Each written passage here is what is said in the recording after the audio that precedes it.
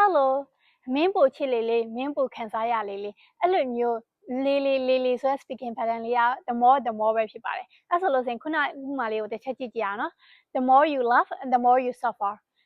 ကြခံစားရတာပဲဖြစ်ပါတယ်အဲ့ကျန် the more you love the more you suffer နောက်ကလိုက်ပြောကြည့်အောင် the more you love the more you suffer ပဲဖြစ်ပါတယ်အဲ့ဆိုလို့ဆိုရင်နောက်ထပ်ဥပမာလေးတစ်ခုကိုကြည့်ကြရအောင်နော်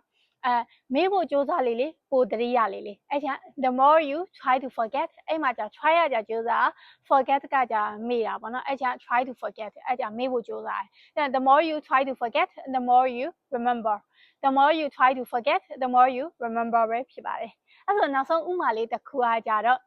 မင်းပိုယုံကြည်လေလေပိုပြီးတစ္ဆာဖောက်ခံရလေလေအဲ့ချိန်က the more you trust the more you get betrayed the more you trust the more you get betrayed ပဲဖြစ်ပါတယ်အဲ့ဆိုလို့ဆိုရင်နောက်ထပ်ဗီဒီယိုလေးမှာပြန်လည်ဆုံတွေ့ကြမယ်နော်ဒါနဲ့လေဟန်နောက်ရက်စိတ်ခြင်းတဲ့ဗီဒီယိုလေးရှိလားအဲ့ရှိရဆိုလို့ဆိုရင် comment မှာတစ်ချက်မှန်ခဲ့ပေးအောင်နော်ဒီဗီဒီယိုလေးကအားလုံးအတွက်အသုံးဝင်နေဆိုလို့ဆိုရင်လည်း yes လို့မှန်ခဲ့ပေးပါအောင်နော် bye bye